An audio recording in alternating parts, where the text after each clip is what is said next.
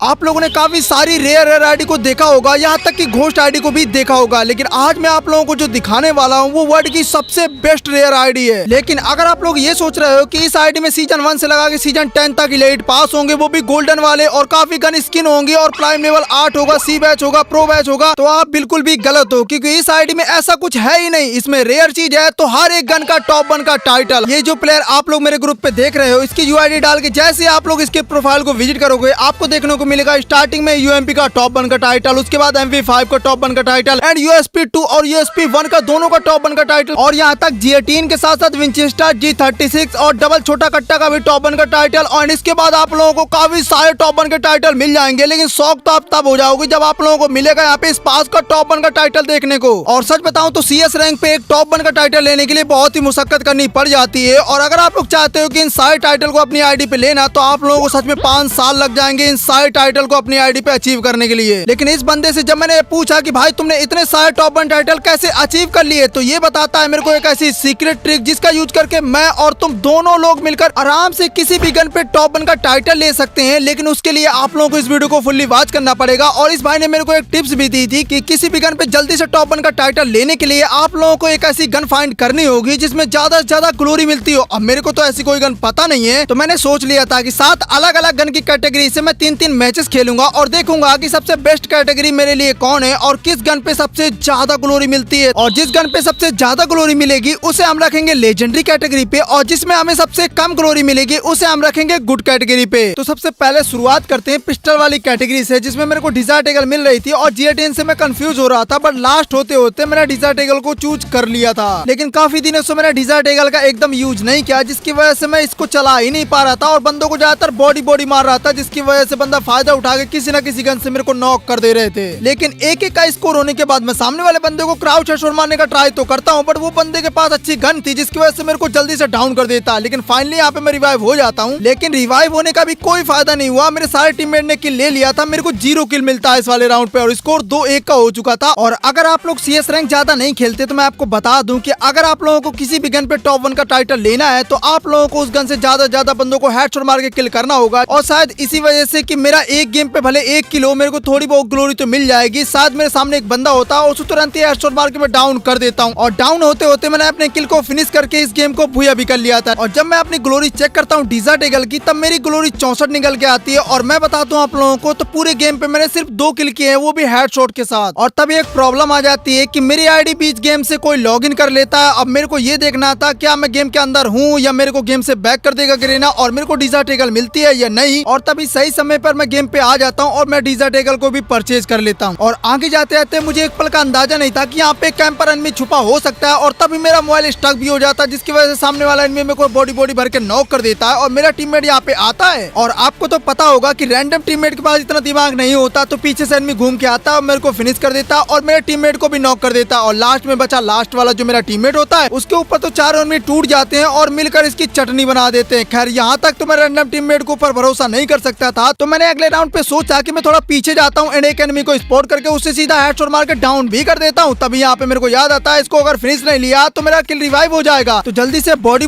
मार के मैं इस एनिमी को फिनिश ले लेता हूँ। लेकिन अगर आप लोगों को नहीं दिख रहा तो मैं बता दूं, टावर के पीछे एक बंदा होता है और जैसे मैं निकलता हूँ ये भी निकलता और सीधा हेडशॉट मार के मैं इसे डाउन कर देता हूँ। लेकिन अब इसको फिनिश करना था, तो जल्दी से ऑस्कर का यूज करके मैं इस एनिमी को फिनिश ले लेता हूँ। लेकिन तभी अचानक से एक तीसरा एनिमी आके मेरे ऊपर रश कर देता है। मैं थोड़ा सा रोटेशन लेता हूँ, एक पल के लिए मुझे लगा कि ग्लूवाल चिटक के बाहर तो नहीं निकल गया, तो इसी को चेक करने के लिए मैं जाता हूँ, इसके ऊपर रश करता हूँ, बट ये बंदा ओरियन बन जाता है और मैं इस ट्रैप पे फंस जाता हूँ, जिससे मेरे को बिजोन भर के नॉक कर देता है। शायद डिजार्ट ईगल से हेडशॉट मारना आप लोगों के लिए नॉर्मल बात हो सकती है, लेकिन मेरे लिए नॉर्मल बात बिल्कुल भी नहीं थी, क्योंकि मैं खेल रहा था रैंडम टीममेट के साथ। और इस बात को अच्छे से जानते हुए कि रैंडम टीममेट मुझे रिवाइव नहीं करेंगे, मैं आगे चल के लास्ट राउंड पे एक एनिमी के बीच में घुस जाता हूँ, जिसको यहाँ पे बॉडी मार के मैं डाउन भी कर देता हूँ। लेकिन उसका दूसरा वाला एनिमी आके मेरे को डाउन कर देता है। और देन मुझे रियलाइज होता है कि मैंने बहुत ही बड़ी गलती कर दी। अगर हम इस गेम को नहीं जीते तो मेरे एक भी ग्लोरी नहीं मिलेगी, मेरे सारे किल वेस्ट चले जाएंगे। और देखो मेरे सामने एक टीममेट को रिवाइव भी कर रहा है एनिमी, और यहाँ पे मेरा टीममेट बहुत ही लेट रश करता है। तब तक तो हम इस गेम को हार चुके होते हैं। और पहले वाले गेम पे मेरे को 64 की ग्लोरी मिली हुई थी, वही सेकंड वाले गेम पे गेम हारने की वजह से मेरे को सिर्फ 28 की ग्लोरी मिल पाती है, और जहाँ पे मेरे पूरे 6 के 6 किल थे। अब आप लोगों को इस बात से पता चल गया होगा कि गेम पे हेडशॉट मार के बंदों को किल लेना इंपॉर्टेंट नहीं है, इस गेम को पूरी तरीके से भूया भी करना इंपॉर्टेंट है। वैसे आप लोगों को लग रहा होगा कि मैं ज्यादातर छुप के खेल रहा हूँ, क्योंकि सामने वाले एनिमी के पास बहुत ही अच्छी गने हैं। अगर मैं पास पास में जाऊंगा तो मेरे को आसानी से मार देगा, लेकिन यहाँ पे हम लोग उल्टा कर देते हैं, हम भूया कर लेते हैं। और ये पिस्टल कैटेगरी का लास्ट गेम था जिसमें मैंने डिजर्ट की 80 की ग्लोरी निकाल ली है, वो भी 4 किल के साथ। और अगर मैं डिजर्ट ईगल के तीनों मैचेस की ग्लोरी को काउंट करूँ तो वो निकल के आती है 176। यानी अभी के लिए हम लोग डिजर्ट ईगल को लेजेंडरी कैटेगरी पे तो डाल देते हैं, लेकिन सोचने वाली बात ये है कि अगर कोई कैटेगरी डिजर्ट ईगल से ज्यादा ग्लोरी को निकाल पाती है तो उस टाइम के लिए हम लोग डिजर्ट ईगल को गुड कैटेगरी पे शिफ्ट कर देंगे। खैर सेकंड कैटेगरी पे मैं यूज करने वाला था स्नाइपर गन का, और मैंने AWM परचेज भी कर रखी थी, लेकिन मेरे सारे टीममेट मर जाते हैं तो मुझे नहीं लग रहा था कि मैं AWM से दोनों बंदों को मार पाऊंगा। और इसको ओपन करके मैं देखने लग जाता हूँ कि कोई तो बॉडी शॉट से कनेक्ट होकर नॉक हो जाए, और तभी अचानक से एक एनिमी सामने आता है, मैं बॉडी शॉट मार के उसे नॉक कर देता हूँ, लेकिन तभी अचानक से कॉल आने लग जाता है और मेरा मोबाइल लैग होने लग जाता है, जिसकी वजह से ग्लूवाल भी टूट जाती है। और यहाँ पे मैं इसका यूज करता हूँ, बट तब तक वो एनिमी मेरे को मार देते हैं। और इसके सेकंड वाले राउंड पे तो मैंने डबल AWM ले रखी थी, और एक अचानक से सामने एनिमी आ जाता है और मैं ग्लूवाल लगा के मारने का ट्राई ही करता, लेकिन तब तक वो मेरे को MP5 से नॉक करके फिनिश कर देता है। देखा जाए तो एक नूब से नूब बंदा AWM BR रैंक पे आराम से चला लेगा, लेकिन CS रैंक पे ऐसा नहीं होता। CS रैंक पे हमारे पास कुछ मिली सेकेंड्स होते हैं सामने वाले एनिमी को नॉक करने के लिए। जैसे कि यहाँ पे देखो मेरे पास दो AWM होती है, और एक बंदे को एक बॉडी शॉट तो कनेक्ट कर देता हूँ, लेकिन दूसरा शॉट कनेक्ट करने में मेरे को काफी टाइम लग जाता है, और ये बंदा ग्लूवाल लगा सकता था बट इसने लगा ही नहीं, और फाइनली मैं यहाँ पे फिनिश कर देता हूँ। लास्ट के 2 एनिमी बचे हुए हैं और मुझे लग रहा है कि मेरा क्वाडा आराम से हो जाएगा। देन मैं यहाँ पे एक बंदे को नॉक कर देता हूँ, ग्लूवाल लगाता हूँ, एंड दूसरे वाले बंदे को मैं मारने का ट्राई करता हूँ, तब तक मेरा किल चोरी हो जाता है। स्नाइपर के साथ मैंने पहले ही गेम पे 56 की ग्लोरी निकाल ली है। अब देखना ये है कि सेकंड वाले गेम पे मैं इससे ज्यादा किल कर पाता हूँ। मेरे सामने पहले से ही 3 बंदे होते हैं और एक बंदे को मैं डैमेज भी देता हूँ, एंड यहाँ पे मैं इसको ओपन करके इसको देख रहा हूँ कि ये बंदा निकले और जल्दी से मैं उसको डाउन कर दूं, लेकिन यहाँ पे तो ये बंदा निकलता नहीं है। और देन यहाँ पे दूसरा बंदा निकलता है, उसे 2 बॉडी शॉट मार के मैं नॉक करता हूँ, तब तक ये बंदे मेरे को मार देते हैं। स्टार्टिंग में मुझे लगा करता था AWM चलाना तो एकदम हलवे का काम होता होगा, आराम से चला लेते होंगे, एक बॉडी शॉट मार के बंदे को नॉक कर देते होंगे, लेकिन अब मुझे रियलाइज हो रहा है, जैसे यहाँ पे देखो मैंने एक बॉडी शॉट मार लिया और ये बंदा गलत ग्लूवाल लगा लेता है, तब यहाँ पे मैं दूसरा शॉट मार के इसको नॉक कर पाता हूँ। लेकिन इसी एनिमी को फिनिश करने के लिए मेरे को 3 गोलियां मारनी पड़ जाती है, तब जाके कहीं एनिमी फिनिश होता है और हमारा स्कोर हो जाता है 3 और 1 का, और स्कोर 3-3 का हो चुका है। यानी अगर मैं एक गेम हारा तो AWM की भी एक भी ग्लोरी नहीं निकलेगी। और देखो तो जैसा पिछला वाला बंदा बेवकूफ था, ये सामने वाला बंदा बेवकूफ नहीं लग रहा था, और जैसे मैं स्विच करने का ट्राई करता हूँ ये बंदा तो मेरे को नॉक कर देता है। वो तो बोलो मेरे टीममेट का कि पीछे जाके इसको फिनिश कर देते हैं। लेकिन सोचने वाली बात ये है कि सेकंड वाले गेम पे मैंने इतने किल किए तो 40 की ग्लोरी मिल पाती है, वहीं थर्ड वाले गेम पे तो मैंने एक बंदे को ही नॉक किया था, जिसकी वजह से भाई आप लोग गेस करो मेरी कितने की ग्लोरी बढ़े होगी। चलो मैं बता देता हूँ भाई, 2 की ग्लोरी मिली। लगातार तीनों मैचेस में मैंने स्नाइपर गन से टोटल 98 की ग्लोरी निकाली है। वहीं अगर मैं डिजर्ट की बात करूँ तो डिजर्ट तो इसके आसपास भी नहीं। तो अभी फिलहाल के लिए मैं AWM को गुड कैटेगरी पे तो डाल देता हूँ, लेकिन सोचने वाली और देखने वाली बात ये है कि ऐसी कौन सी कैटेगरी की गन आएगी जो कि डेजर्ट ईगल को लेजेंडरी कैटेगरी से हटाने का दम रखेगी। बाकी आपको क्या लगता है, क्या वो SMG होगी या फिर मार्क्समैन राइफल या राइफल गन या फिर सबकी फेवरेट वन शॉट यानी हमारी शॉट गन। मैंने इतनी ज्यादा शॉट गन की तारीफ करी दी है तो मैं लेकर हम 500 आगे घुस जाता हूँ एनिमी के ऊपर, लेकिन ये एनिमी इतने ज्यादा कैंपर हो सकते हैं ये मैंने अंदाजा भी नहीं लगाया था। जैसे कि आप लोग इस वाले राउंड पे देखो, मैं चुपचाप से शॉट गन लेकर आराम से घर पे बैठा होता हूँ, एंड जैसे मेरे को मौका मिल जाता है मैं सामने वाले एनिमी के ऊपर रश कर देता हूँ एंड 2 गोली शॉट गन के मार के नॉक कर देता हूँ, और तुरंत ही इस एनिमी को फिनिश भी ले लेता हूँ। और मुझे लग ही रहा था कि लास्ट के दोनों एनिमी यहीं पे होंगे और एक एनिमी इमोट दिखाने में बिजी होता है तो जल्दी से मैं उसे नॉक कर देता हूँ, लेकिन तीसरा एनिमी आ जाता है और मेरे को बॉडी भर के खत्म कर देता है। यार वैसे भी 0-3 का स्कोर हो गया था तो मैं रश करने में एक भी कसर नहीं छोड़ रहा था, मैं सीधा बंदे को ऊपर रश कर दे रहा था, भले मेरे पास ग्लूवाल हो या ना हो। और इसी तरह मैंने एक बंदे को जल्दी से हेडशॉट मार के नॉक करके फिनिश कर दिया था। अब लास्ट का सिर्फ एक बंदा बचा हुआ था जो कि मेरे सामने जैसे आता मैं उसे 2 गोली मार देता हूँ एंड रश करने का ट्राई करता हूँ, बट ये बंदा बहुत ही बड़ा चालाक होता है। आप लोग खुद ही देखो कि ये दोनों ग्लूवाल लगा के पैक तो ऐसे हो गया जैसे हम सबको मार के आराम से बुया ले जाएगा और मैं देखता रह जाऊंगा। तो इसी वजह से मैं भी दिमाग लगाता हूँ, इसकी ग्लूवाल के ऊपर अपनी ग्लूवाल लगा देता हूँ। अब इंतजार था इसका निकलने का और जैसे निकलता भाई 2 गोली मारता हूँ एंड फिर कवर पे जाता हूँ एंड ऑस्कर का यूज करके 2 गोली मार के इसको पूरा खत्म कर देता हूँ। लेकिन मुझे नहीं पता था मेरे सारे टीममेट यहाँ पे धोखा दे जाएंगे और लास्ट में मैं ही बचूंगा। मैं कैसे भी करके एक बंदे को नॉक तो कर देता हूँ, लेकिन फिनिश लेने के चक्कर में मैं भूल जाता हूँ मेरे पास तो ग्लूवाल ही नहीं होती। और सच बताऊं तो ग्लूवाल ना होने की वजह से ही ये वाला गेम हम हार जाते हैं। और आप लोग खुद ही देखो यहाँ पे हम लोगों की ग्लोरी कितनी बड़ी है भाई, 11 की ग्लोरी बड़ी। मैं एक गेम हार के आया ही होता हूँ, जैसे ही दूसरा गेम स्टार्ट कर देता हूँ तो इस वाले गेम पे भी कैंपर आए थे, लेकिन वो तो बोलो हमारे साथ मैक्स 7 थी और मैक्स 7 से 2-3 किल करने के बाद मेरे को मिल जाती है M10 और M10 को तो पता ही है कि मेरी 6 लेवल की है तो भाई कितनी खतरनाक चलती होगी। लेकिन यहाँ पे तो देखो कितना बड़ा लोल हो जाता है। मैं ग्रेनेड अपने ऊपर ही मार लेता हूँ, फिर ग्लूवाल लगा लेता हूँ, तब तक एक एनिमी मेरे ऊपर रश कर देता है तो बॉडी मार के मैं उसको नॉक कर देता हूँ। और तभी तक दूसरा एनिमी मेरे ऊपर जैसे ही रश करता है मैं ग्लूवाल लगा के उसका यूज कर देता हूँ, पीछे से जाके बॉडी